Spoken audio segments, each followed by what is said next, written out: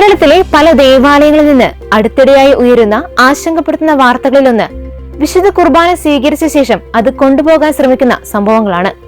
ഒരു ക്രൈസ്തവ വിശ്വാസിയെ സംബന്ധിച്ചിടത്തോളം ഇത് കേവലം ഒരു മോഷണമായി കാണാൻ കഴിയില്ല. കത്തോലിക്ക വിശ്വാസപ്രകാരം കൂദാശ ചെയ്യപ്പെട്ട തിരുവോസ്തി വെറും അപ്പമല്ല, ക്രിസ്തുവിന്റെ യഥാർത്ഥ ശരീരമാണ്.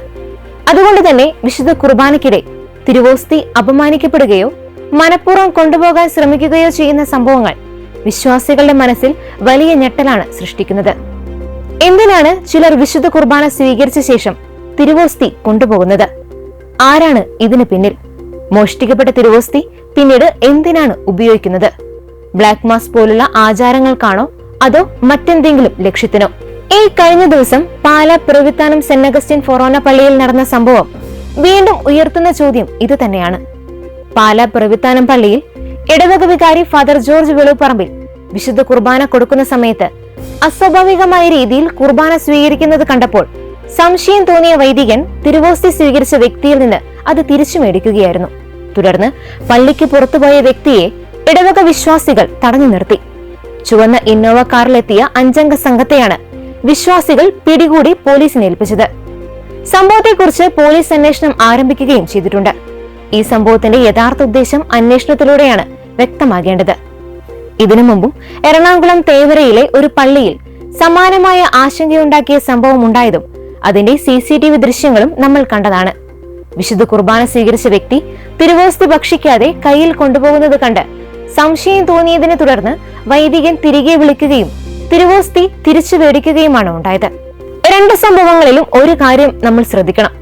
തിരുവോസ്തി സ്വീകരിച്ച ശേഷം അത് വായിൽ സ്വീകരിക്കാതെ കൊണ്ടുപോകാൻ ശ്രമിക്കുന്നതോ വിശുദ്ധ കുർബാനയെ മനഃപൂർവ്വം അപമാനിക്കുന്നതോ സാധാരണ വിശ്വാസിയുടെ പ്രവൃത്തിയായി കാണാനാവില്ല. പാലായിൽ നടന്ന സംഭവത്തിൽ ഇത് അക്രൈസ്തവരാണ് എന്ന് തെളിയിക്കപ്പെട്ടിട്ടുമുണ്ട്. പക്ഷേ ഇവിടെയെല്ലാം ഏറ്റവും പ്രധാനപ്പെട്ട ഒരു ചോദ്യം, എന്തിനാണ് ഇവർ തിരുവോസ്തി കൊണ്ടുപോകുന്നത്? ഇതിന് പല സാധ്യതകളും ഉണ്ടാകാം.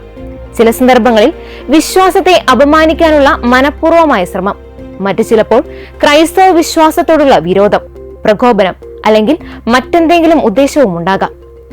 അതേസമയം ഇത്തരം തിരുവോസ്തികൾ ബ്ലാക്ക് മാസ്, സാത്താനിക ആചാരങ്ങൾ, ആഭിചാര പ്രവർത്തനങ്ങൾ എന്നിവയ്ക്കായി ഉപയോഗപ്പെടുത്തുന്നു എന്ന കാര്യവും തള്ളിക്കളയാനാവില്ല. കാരണം കേരളത്തിൽ കൊച്ചി കേന്ദ്രീകരിച്ച് ഇത്തരം കറുത്ത കുർബാനകൾ നടക്കുന്നതായി റിപ്പോർട്ട് ചെയ്യപ്പെട്ടിട്ടുള്ളതാണ്. എന്താണ് കറുത്ത കുർബാന അഥവാ ബ്ലാക്ക് മാസ്?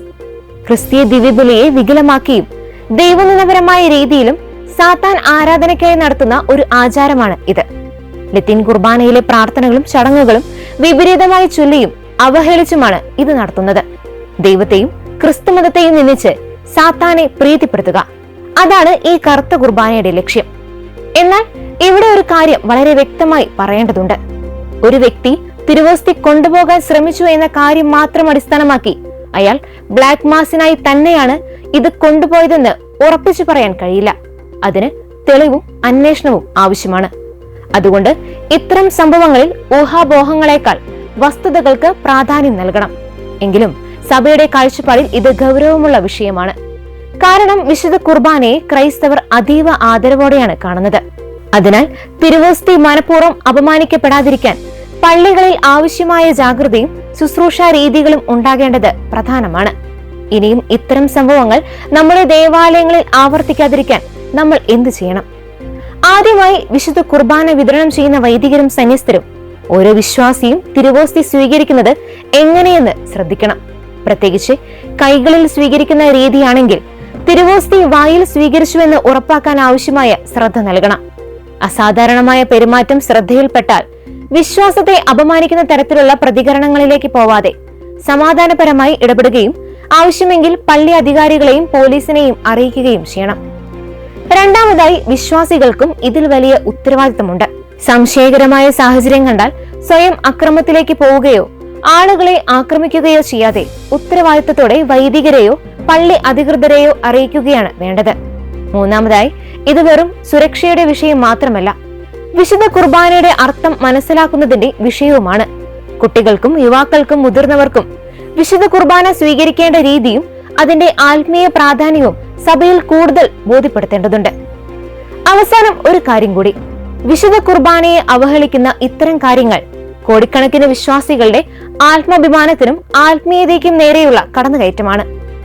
ഊഹാപോഹങ്ങളുടെ ആഴലിൽ ആവേശം കൊള്ളാതെ നിയമത്തിന്റെ വഴിയും അതീവ ജാഗ്രതയും കവചവും തീർത്ത് വിശുദ്ധ കുർബാനയെ നെഞ്ചോട് ചേർത്ത് പിടിക്കേണ്ട സമയമാണിത്. കാരണം അപമാനിക്കാൻ ശ്രമിക്കുന്നവരുടെ മുന്നിൽ വിശ്വാസത്തിന്റെ ദീപശിഖ കൂടുതൽ തെളിച്ചത്തോടെ ഉയർത്തിപ്പിടിക്കുക എന്നതാണ് ക്രൈസ്തവന്റെ ഏറ്റവും വലിയ മറുപടി. വിശുദ്ധ കുർബാനയോടുള്ള ആദരം പള്ളിയുടെ വാതിൽക്കൽ തുടങ്ങുന്നതല്ല, അത് നമ്മുടെ വിശ്വാസത്തിന്റെ ഉള്ളിൽ നിന്നാണ് തുടങ്ങുന്നത്. തിരുവോസ്തി സ്വീകരിക്കുന്ന ഓരോ നിമിഷവും ക്രിസ്തുവിനോടുള്ള ഏറ്റവും വലിയ ആദരവിന്റെ നിമിഷമാണെന്ന് നമ്മൾ മനസ്സിലാക്കണം.